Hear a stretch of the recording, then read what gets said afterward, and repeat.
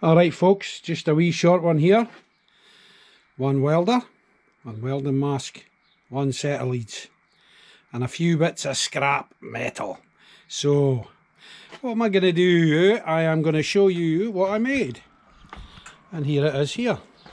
You might be saying to yourself, what the hell's that thing for? What's this for? Well, it's got a couple of U-bolts on it, as you can see. It swings back and forth. I saw one of these on the internet and I decided, right, I'm going to make one of these. Considering it's I'll give you a wee clue, every 3 weeks. So let's go. And I'm going to keep this on the ground just now. Here we go. Bing! Here's the clue. I'll pull this thing.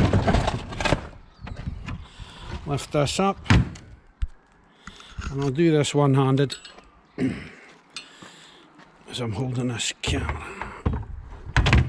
Put that on there.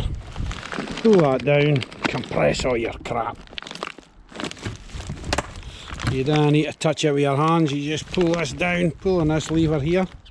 As you can see, pull down, easy peasy, there we go. If you've got any scrap metal and you know how to weld, make yourself one of these. End of.